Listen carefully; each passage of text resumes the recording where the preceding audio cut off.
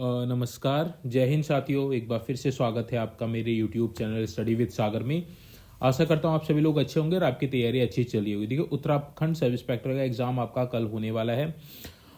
इसमें आपका देखिए हम लोग कंप्यूटर के कुछ इंपॉर्टेंट जो नोट्स हैं उनको हम लोग यहाँ पे डिस्कस करने वाले हैं। इसमें मिक्स टाइप के क्वेश्चन आपको देखने को मिलेंगे जो आपके परीक्षा की दृष्टि से बहुत इंपॉर्टेंट है। इससे देखिए मैक्सिमम क्वेश्चन आपके बनने के चांसेस हैं, तो आप इस वीडियो को एंड तक जरूर देखिएगा। कल के एग्जाम के लिए बहुत बेनिफिशियल साबित हो सकती है।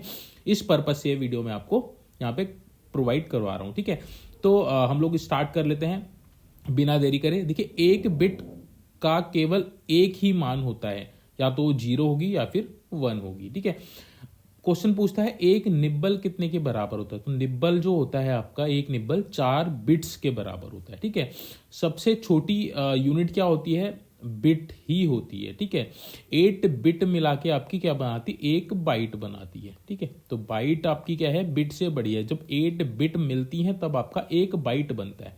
ठीक है, तो 8 बिट्स बराबर अब कितना होता है? 1 बाइट्स होता है। 1024 बाइट मिलके, यानी कि 1024 बाइट मिलके 1 किलो बाइट बनाती है, यानी कि 1 KB के बराबर होता है आपका 1024 बाइट। ठीक है, तो यह हो गया 1024 बाइट 1 किलो बाइट के बराबर हो गया। ऐसी 1024 किलो बाइट मिलके 1 MB बनाता है। ठीक है, तो 1 मेगाबाइट आपका बनाता है। 1 मेगाबाइट किसके बराबर होता है? 1024 KB के बराबर होता है। ठीक है, अब 1024 मेगाबाइट यानी कि 1024 MB मिलके आपको 1 गीगाबाइट बनाता है, यानी कि 1 GB बराबर कितना हो जाएगा? 1024 MB यानी कि मेगाबाइट हो जाएगा। ठीक है, तो 1024 MB मिलके 1 गीगाबाइट बना रहे हैं। वहीं 1024 गीगाबाइट मिलके 1 टेराबाइट बना रहे हैं, यानी कि 1 TB बराबर कितना हो जाएगा? 1024 GB। ठीक है, तो ये हो गया टेराबाइट।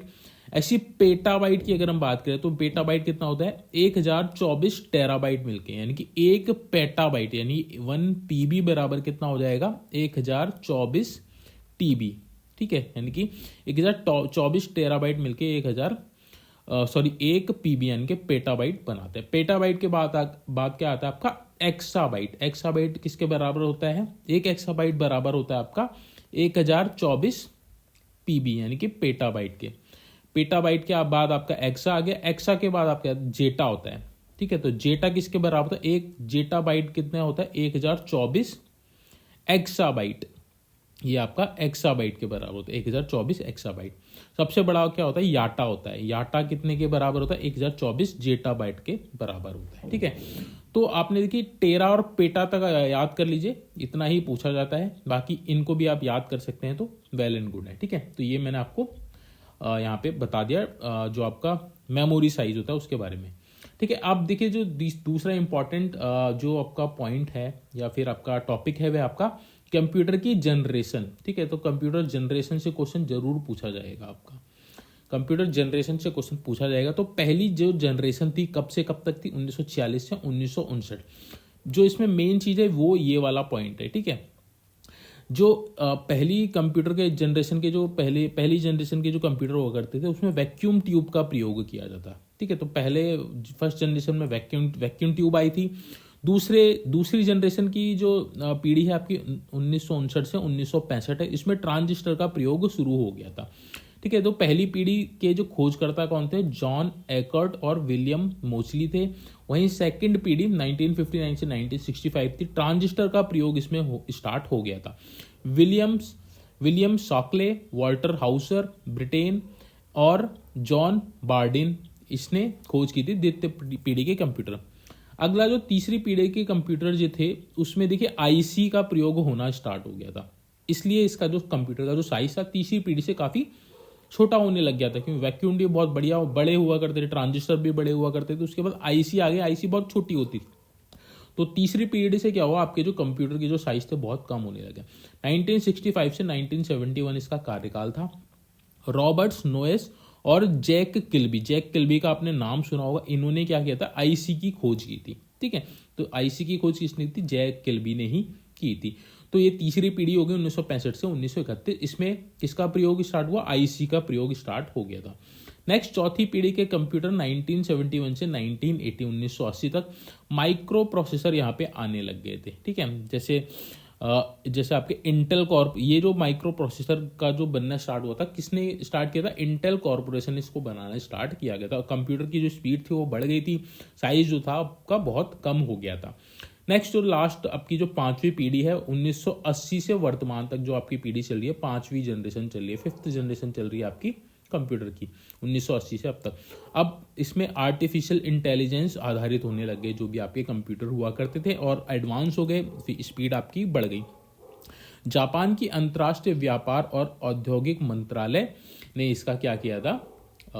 इसका खोज की थी। ठीक है, तो आपने मेन चीज क्या करना है, पहली पीढ़ी में आपके वैक्यूम ट्यूब का प्रयोग हुआ करता था, दूसरी पीढ़ी में आपका ट्रांजिस्टर का प्रयोग हुआ करता था, तीसरी पीढ़ी में आईसी आ गई थी, चौथी में आपकी माइक्रो प्रोसेसर आ गए थे, पांचवी में आपकी आर्टिफिशियल इंटेलिजेंस आ गई थी।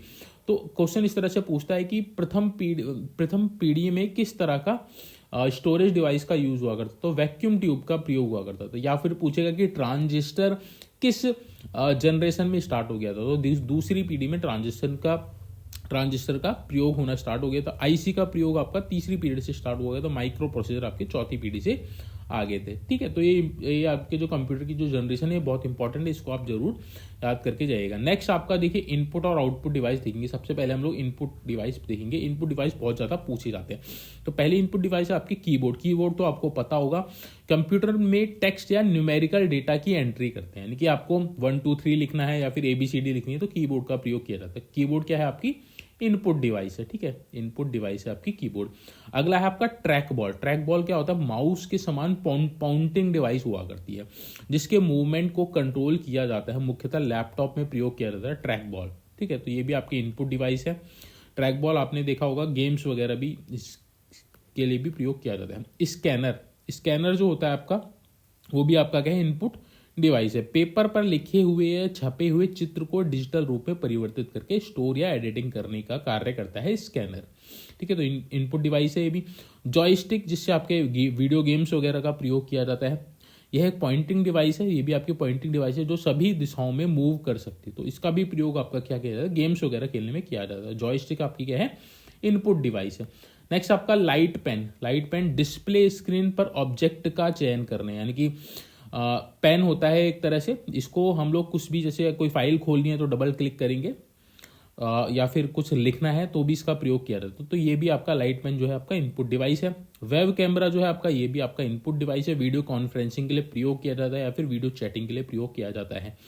डिजिटीजर क्या है? चित्र, एनिमेशन और ग्राफिक्स को डिजाइन करने के लिए। तो डिजिटीजर आपका, ये भी आपका इनपुट डिवाइस है। इससे क्या करते हैं? चित्र या फिर कोई एनिमेशन बनाना है, ग्राफिक्स डिजाइन करना है, उसके लिए इसका डिजिटीजर का प्रयोग किया जाता है। अगला है आपका MICR। इसकी फुल फॉर्म भी पूछता है, मैग्नेटिक इंक कैरेक्टर रिकॉग्निशन। ये भी आपका इनपुट डिवाइस है। क्या करता है?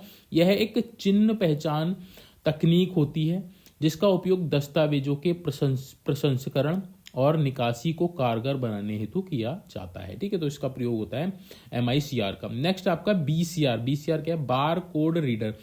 मुद्रित बार कोड को पढ़कर डेटा डिकोड करना इसका कार्य होता है। तो BCR, जिसकी फुल फॉर्म है आपके बार कोड रीडर, इसका भी प्रयोग एज ए इनपुट डिवाइस किया जाता है। ठीक है, OMR आपका, ये भी आपका इनपुट डिवाइस है। ऑप्टिकल मार्क रीडर, किसी दस्तावेज, परीक्षा, सर्वेक्षण आदि में मुद्रित सूचनाओं की पहचान करना होता है OMR शीट का कार्य। ये भी आपका इनपुट डिवाइस है। OCR आपका ऑप्टिकल कैरेक्टर रीडर, किसी पेपर या फोटोग्राफ को कंप्यूटर के समझने के अनुकूल बनाना। ठीक है, तो इसका भी कार्य आपका क्या होता है? ये भी आपका इनपुट डिवाइस है। OMR OCR तो आपने सुना ही होगा, इनके फुल फॉर्म भी आपको याद होनी चाहिए। OMR आपका ऑप्टिकल मार्क रीडर, OCR आपका ऑप्टिकल कैरेक्टर रीडर। ठीक है, आगे बढ़ते हैं। अगला हम देखते हैं आउटपुट डिवाइस। ठीक है, input device, output device most important है, इसलिए मैं आपको बता रहा हूँ। आउटपुट डिवाइस की अगर हम बात करें तो सबसे पहले आपका मॉनिटर। ठीक है, यह इनपुट के रिजल्ट को स्क्रीन पर आउटपुट के रूप में दर्शाता है। ठीक है, तो मॉनिटर तो आपको पता होगा, जो टीवी होती है बेसिकली, जो आपका आउटपुट दिखाती है वो आपका मॉनिटर है, वो आपका आउटपुट डिवाइस है। CRT मॉनिटर, ये भी आपका मॉनिटर का टाइप है। Cathode ray tube, flat panel screen, जैसे मॉनिटर हो गया, LCD हो गया, LED हो गया, TFT हो गया, ये सारे क्या है आपके मॉनिटर के टाइप हैं। नेक्स्ट जो आपका आउटपुट डिवाइस है वह आपका क्या है? प्रिंटर है, तो प्रिंटर भी आपका आउटपुट डिवाइस है। कंप्यूटर से प्राप्त सूचना को पेपर पर प्रिंट करना इसका कार्य होता है, ये तो आपको पता ही होगा। प्लॉटर है आपका, ये भी आपका आउटपुट डिवाइस है, ठीक है, ये भी आपका आउटपुट डिवाइस है। प्लॉटर क्या कार्य होता है, यह एक प्रकार का प्रिंटर होता है जो कि वेक्टर ग्राफिक्स को छापने में काम आता है, ठीक है। तो बड़े बड़े जो नक्शे वगैरह होते हैं प्लॉटर के माध्यम से ही आपके क्या किए जाते हैं, प्रिंट किए जाते हैं। तो ये एक प्रिंटर का ही प्रकार है। तो प्लॉटर आउटपुट डिवाइस हो गया। स्पीकर आपको पता ही होगा, आपका जो ऑडियो होता है उसको साउंड में कन्वर्ट करता है, तो ये आपका आउटपुट डिवाइस है। प्रोजेक्टर जो आपका छोटे से चित्र को बड़ा करके दिखाता है, ये भी आउटपुट डिवाइस है। स्पीच सिंथेसाइजर क्या होता है, वाणी संश्लेषक, टेक्स्ट मैसेज को वॉइस में बदलकर आउटपुट प्राप्त किया जाता है, ठीक है। तो टेक्स्ट को क्या करता है, ये आपका आउटपुट वॉइस में बदलता है। क्या, स्पीच सिंथेसाइजर, ऑप्शन नंबर ये आपका आउटपुट डिवाइस है, ये भी स्पीच सिंथेसाइजर, ठीक है। नेक्स्ट है आपका नेटवर्क टोपोलॉजी के प्रकार, ये आपका मोस्ट इंपॉर्टेंट टॉपिक है। ये भी आपका टोपोलॉजीज आपने पढ़ा होगा, टोपोलॉजी के क्वेश्चन आते हैं, स्टार टोपोलॉजी, मैश टोपोलॉजी, ठीक है, तो ये आप जरूर देखिएगा। बस टोपोलॉजी क्या होता है, सभी स्टेशन एक केबल के माध्यम से जुड़े होते हैं, ठीक है। तो ये एक केबल होगा, इस तरह से ये एक सिस्टम जुड़ा होगा, ये एक सिस्टम जुड़ा होगा, ठीक है, ये एक सिस्टम जुड़ा होगा, ये एक सिस्टम जुड़ा होगा, ठीक है। तो ये एक केबल बीच में रहती है बस टोपोलॉजी में, इसके माध्यम से सिस्टम जुड़े होते हैं, इससे डेटा कम्युनिकेट होता है, ठीक है। तो जिसका डेटा होता है वो इसको रिसीव कर लेता है। इसमें इसका जो नुकसान ये है कि अगर ये आपकी केबल खराब हो गई तो कम्युनिकेशन नहीं हो पाएगा, ठीक है। तो इसको बैकबोन वायर भी बोला जाता है। तो ये आपका बस टोपोलॉजी हो गया, इसमें मेन क्या है आपका, ये केबल होती है, ठीक है। ये हो गया बस टोपोलॉजी। स्टार टोपोलॉजी की बात करें, प्रत्येक नोड केंद्रीय हब स्विच व केंद्रीय कंप्यूटर से जुड़ा होता है। तो बीच में इसमें एक देखिए एक सेंट्रल हब होता है, या फिर इसको आप सर्वर बोल लीजिए, उससे ये सिस्टम जुड़े हुए होते हैं, ठीक है, ठीक है। तो कई बार परीक्षा में पूछता है कि केंद्र में जो हब होता है उसको किस टोपोलॉजी में होता है, तो वो स्टार टोपोलॉजी में ही होता है। तो इस तरह से स्टार बनता है। ये आपका मेन सर्वर हो गया, बाकी ये कंप्यूटर हो गया, ठीक है। अगर सर्वर खराब हो गया तो कम्युनिकेशन नहीं हो पाएगा, ठीक है। तो इसकी ये डिसएडवांटेज है स्टार टोपोलॉजी का। तो ये प्रत्येक नोड केंद्रीय हब, तो ये आपका केंद्रीय हब हो गया, या फिर स्विच भी बोल सकते हैं इसको, केंद्रीय कंप्यूटर से जुड़े रहते हैं, ठीक है। तो ये आपकी स्टार टोपोलॉजी होगी। अगला है आपका मैश टोपोलॉजी, प्रत्येक नोड अन्य सभी नोड से जुड़े रहते हैं। यह बस व स्टार दोनों टोपोलॉजी का मिश्रण होता है, ठीक है। तो इसमें क्या होता है, प्रत्येक नोड, नोड का मतलब आपका कंप्यूटर से है, ठीक है। ये आपके कंप्यूटर हो गए, ये इससे भी जुड़ा होगा, ये इससे भी जुड़ा होगा, ये इससे भी जुड़ा होगा, ये इससे जुड़ा है, इससे भी जुड़ा होगा, इससे भी जुड़ा होगा, ये इससे जुड़ा है, इससे जुड़ा है, इससे भी जुड़ा होगा, ये इससे जुड़ा है, इससे जुड़ा है, इससे भी। तो ये आपका क्या बन गया, मैश टोपोलॉजी बन गया, ठीक है। तो प्रत्येक नोड अन्य सभी नोडों से जुड़े रहते हैं, किसमें, मैश टोपोलॉजी में।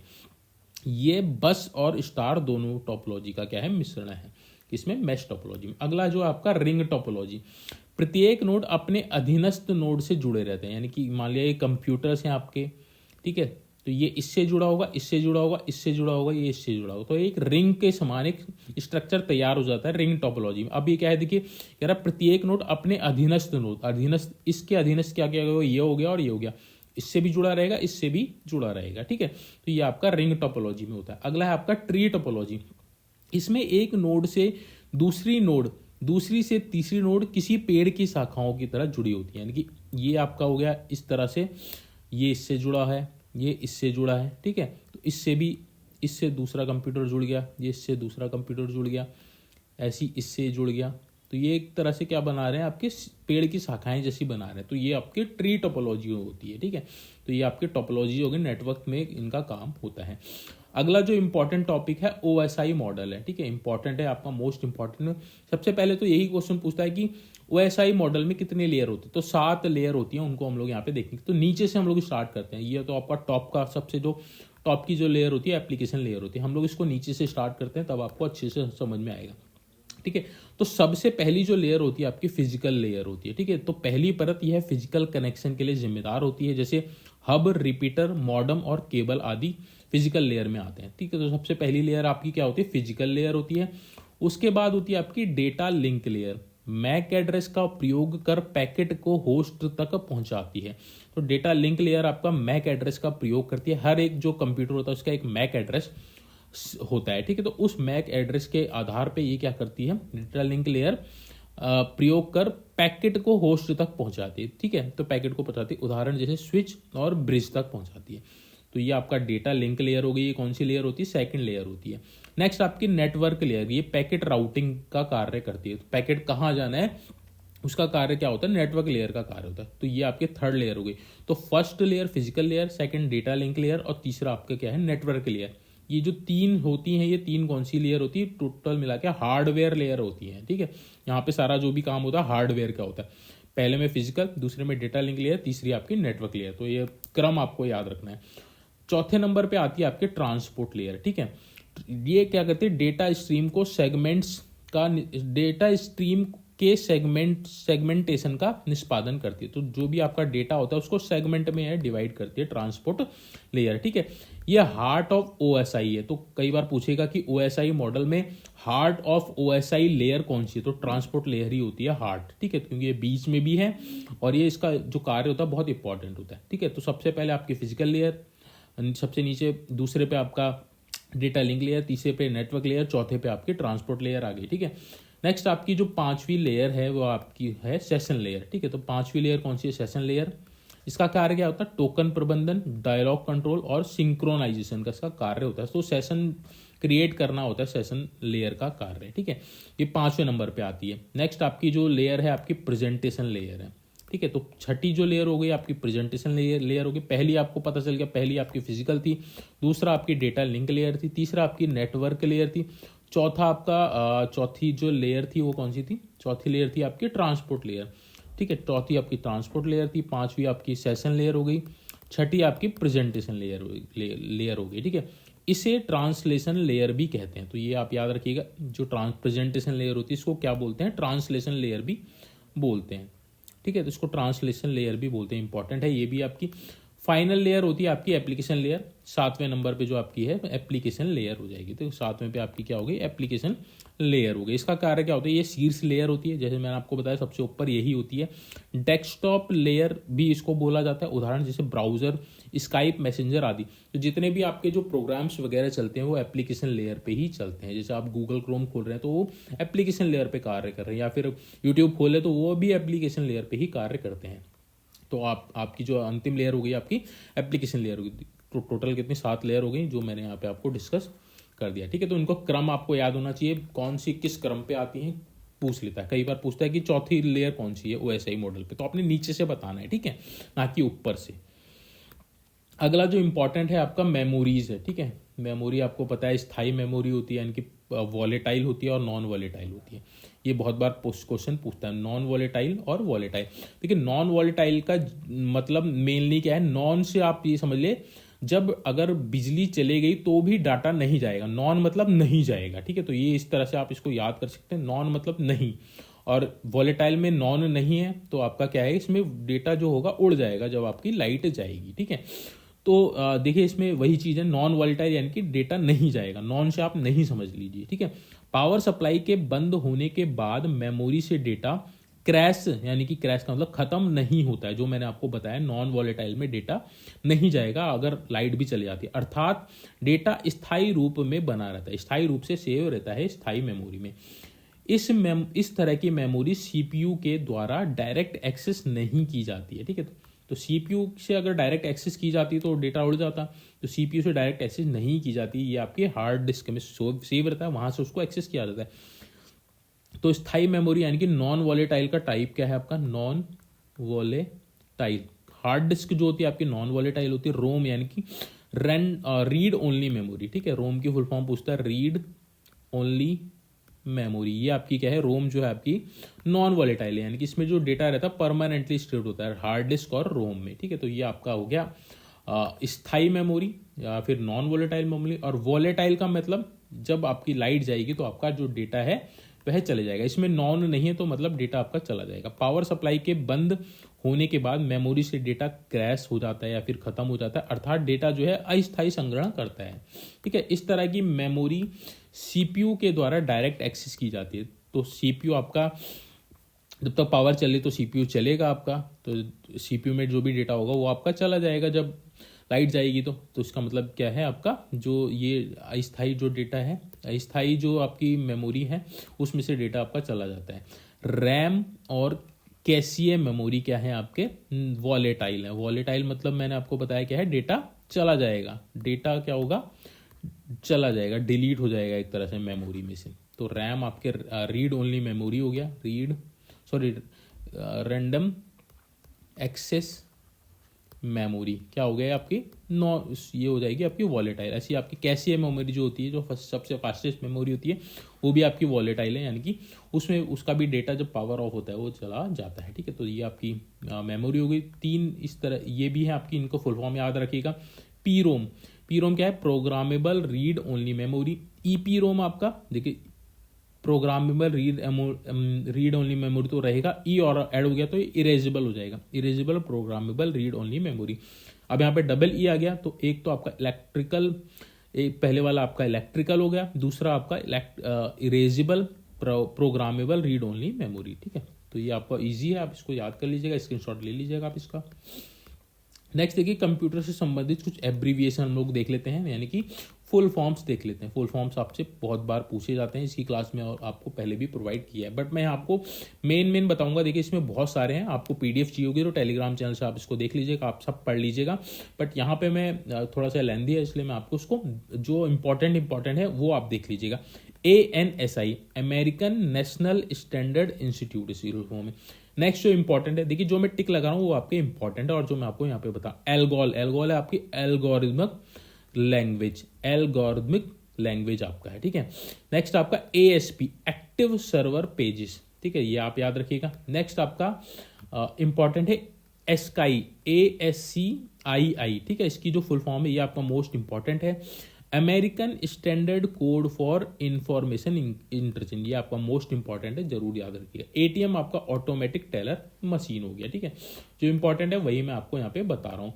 बाइनेक, बाइनरी ऑटोमेटिक कंप्यूटर। ठीक है, नेक्स्ट आपका BCR हमने पढ़ा था, बार कोड रीडर। ठीक है, बाकी आप सारी पढ़ सकते हैं, कोई दिक्कत वाली बात नहीं है, बट मैं आपको यहाँ मेन बता रहा हूँ। बायोस, ये आपका मोस्ट इंपॉर्टेंट है, बेसिक इनपुट आउटपुट सिस्टम। ठीक है, नेक्स्ट आपका बार है बेस एड्रेस रजिस्टर, बेसिक की फुल फॉर्म ये इंपॉर्टेंट है, beginners all purpose symbolic instruction code. ठीक है, नेक्स्ट आपका BCC ब्लाइंड कार्बन कॉपी, जब आप मेल करते होंगे तो आपने CC और BCC सुना होगा।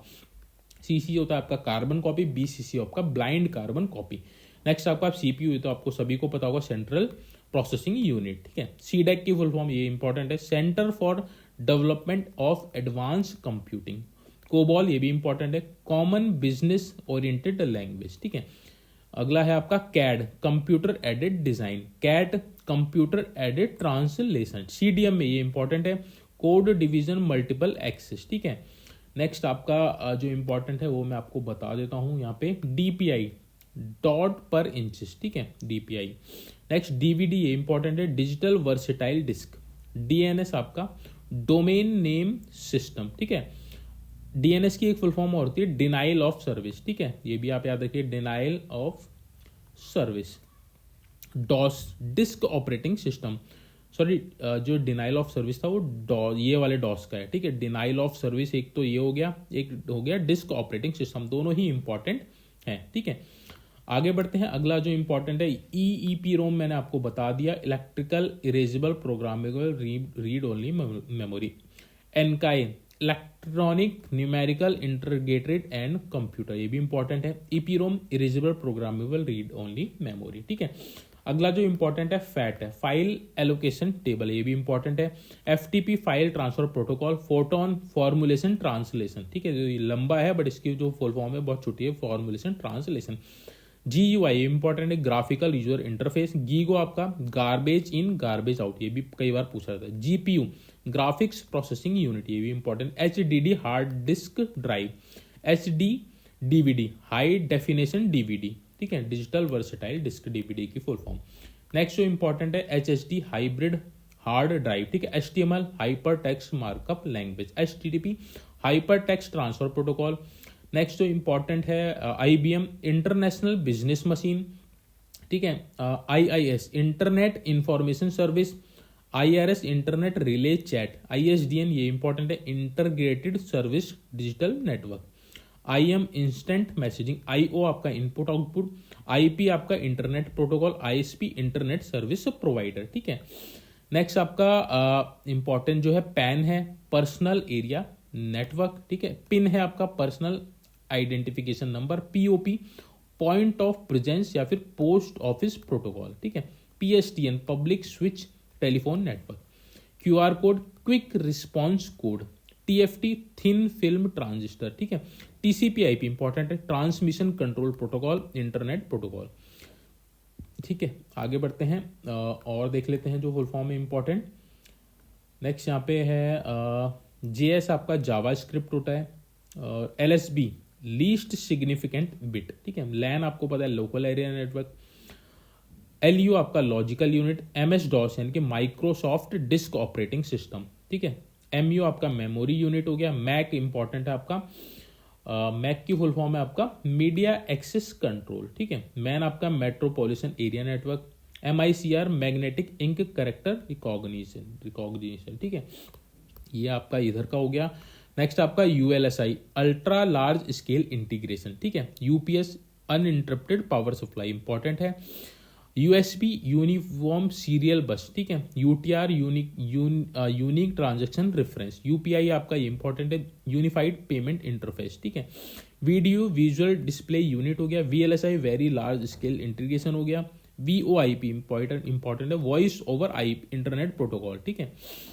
नेक्स्ट आपका जो इंपॉर्टेंट है वो हम लोग यहाँ पे देख लेते हैं, एन से यहाँ पे देख लेते हैं, एनपीसीआई ये इंपॉर्टेंट है, national payment corporation of India, NOS network operating system हो गया, ओएस आपका ऑपरेटिंग सिस्टम हो गया, OCR optical character reader, OMR optical mark reader हो गया, पीडीएफ पोर्टेबल डॉक्यूमेंट्स फॉर्मेट हो गया, पीडीएफ आपका पर्सनल डिजिटल असिस्टेंट हो गया, ठीक है। इधर के हो गए ये कंप्लीट। नेक्स्ट जो यहाँ पे इंपॉर्टेंट है उसको हम लोग देखते हैं, वीलैन, वीलैन क्या होता है, वर्चुअल लोकल एरिया नेटवर्क हो गया, वीपीएन वर्चुअल प्राइवेट नेटवर्क हो गया, ठीक है। WLL ये इंपॉर्टेंट है, वायरलेस लोकल लूप हो गया, वाईफाई की फुल फॉर्म पूछता है, वायरलेस फिडिलिटी हो गया, वैन हो गया wide area network, WWW world wide web हो गया, ठीक है। नेक्स्ट आपका ये वाला इंपॉर्टेंट है, XHTML extensible hyper text markup language, ये आपका मोस्ट इंपॉर्टेंट है, XML एक्सटेंसिबल मार्कअप लैंग्वेज, ठीक है। तो ये ई से स्टार्ट होता है यहाँ पे, बट ई क्या होता है, साइलेंट होता है। एक्सटेंसिबल मार्कअप लैंग्वेज इंपॉर्टेंट है, याद रखिएगा, ठीक है। तो ये आपकी सारी क्या हो गया, फुल फॉर्म्स हो गई यहाँ पे। अब हम कुछ इंपॉर्टेंट शॉर्टकट ट्रिक्स देख लेते हैं, शॉर्टकट्स भी आपके पूछे जाते हैं, ठीक है। तो शॉर्टकट आपके इंपॉर्टेंट है। न्यू स्लाइड के लिए शॉर्टकट क्या है आपका, कंट्रोल N है। मैनेज टेम्पलेट के लिए कंट्रोल शिफ्ट प्लस N का प्रयोग किया था। ओपन करने के लिए कंट्रोल O का प्रयोग किया जाता है, कोई भी फाइल ओपन करनी है तो। F2 का प्रयोग क्या है, एडिट या फिर इंसर्ट टेक्स्ट के लिए F2 का प्रयोग होता है। कंट्रोल S करते हैं सेव के लिए, control shift plus S save as के लिए करते हैं, ठीक है। तो सेव अलग होगा और सेव एज अलग अलग हो जाएगा। सेव एज करना है आप तो कंट्रोल शिफ्ट प्लस S करेंगे। कंट्रोल M से क्या होता है, डुप्लीकेट स्लाइड बनती है, ठीक है। डुप्लीकेट नई स्लाइड बन जाती है। शिफ्ट प्लस F3 का क्या प्रयोग है, डुप्लीकेट ऑब्जेक्ट के लिए। कंट्रोल X आपका कट के लिए किया जाता है, कंट्रोल C आपका कॉपी के लिए किया जाता है, कंट्रोल V आपका पेस्ट के लिए किया जाता है, कंट्रोल Z आपका अंडू होता है, तो ये इंपॉर्टेंट है, ये सारे जितने भी कीज हैं। कंट्रोल Y आपका रीडू और एंडू, ठीक है, याद रखिए। कंट्रोल H इंपॉर्टेंट है, फाइंड एंड रिप्लेस का प्रयोग होता है कंट्रोल H से। कंट्रोल शिफ्ट प्लस V करेंगे तो पेस्ट स्पेशल से होगा। F4 आपका ऑब्जेक्ट पोजीशन एंड साइज के लिए प्रयोग होता है। F5 आपका स्टार्ट स्लाइड शो के लिए किया जाता है। शिफ्ट F5 का प्रयोग करंट स्लाइड से स्टार्ट करने के लिए किया जाता है। कंट्रोल शिफ्ट प्लस F5 का नेविगेटर के लिए की तरह कार्य करता है। F8 क्या होता है आपका, एडिट पॉइंट्स होता है। कंट्रोल शिफ्ट प्लस F8 का प्रयोग फ्रेम में टेक्स्ट फिट करने के लिए होता है। होम पे जाने के लिए फर्स्ट स्लाइड में जाना है, ठीक है। होम दबाएंगे तो फर्स्ट स्लाइड में आपका पहुंच जाएगा। एंड पे अगर आप दबाएंगे तो अंतिम स्लाइड पे पहुंच जाएगा। एस्केप दबाएंगे तो प्रेजेंटेशन आपकी बंद करने के लिए होता है। केवल बी दबाएंगे तो ब्लैंक स्क्रीन प्रदर्शित करना होता है। डब्ल्यू का प्रयोग आपका व्हाइट स्क्रीन प्रदर्शित करने का होता है। कंट्रोल शिफ्ट जी का प्रयोग किया जाता है सेलेक्ट ऑब्जेक्ट को ग्रुप करने के लिए। कंट्रोल ऑल्ट शिफ्ट प्लस जी करेंगे तो अनग्रुप करने के लिए प्रयोग होता है। कंट्रोल शिफ्ट के साथ फिर प्लस दबाएंगे तो किसी ऑब्जेक्ट को फ्रंट में लाना इसका प्रयोग होता है, ठीक है। ऑल्ट शिफ्ट प्लस F5 करेंगे तो लास्ट एडिट स्लाइड पे चले जाएंगे आप। F3 करेंगे तो ग्रुप में एंटर करने के लिए प्रयोग होता है। कंट्रोल F3 करेंगे तो ग्रुप से एग्जिट करने के लिए। F7 का प्रयोग स्पेशल चेक के लिए। कंट्रोल F7 थ्रिजास के लिए यानी कि शब्दकोश के लिए, F11 का प्रयोग स्टाइल एवं फॉर्मेटिंग के लिए किया जाता है। ऑल्ट प्लस पेज डाउन अगर आप करेंगे तो बिना इफेक्ट के अगली स्लाइड में आप चले जाएंगे। ऑल्ट प्लस पेज अप करेंगे तो बिना इफेक्ट के प्रीवियस स्लाइड पे चले जाएंगे।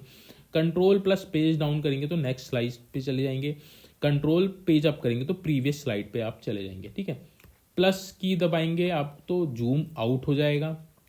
ठीक है, जूम आउट यानी कि जूम हो जाएगा आपका। शिफ्ट प्लस एंटर दबाएंगे तो आपका बिना पैराग्राफ चेंज के लाइन ब्रेक हो जाता है। तो लाइन ब्रेक के लिए आपका शिफ्ट प्लस एंटर का प्रयोग किया जाता है।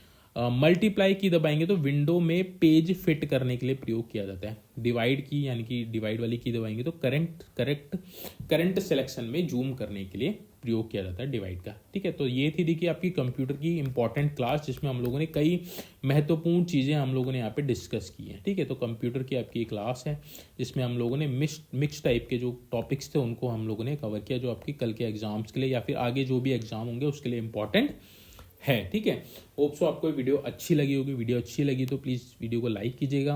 अगर आपने चैनल सब्सक्राइब नहीं किया है और आप उत्तराखंड के किसी भी एग्जाम्स की तैयारी करें तो आप चैनल को सब्सक्राइब भी जरूर कर लीजिएगा। बाकी सभी को बेस्ट ऑफ लक, अच्छे से पेपर करके आइएगा। Best wishes for everyone. ठीक है, चलिए आज की जो वीडियो है इसको यहीं पर हम लोग एंड करते हैं। Thank you so much watching this video.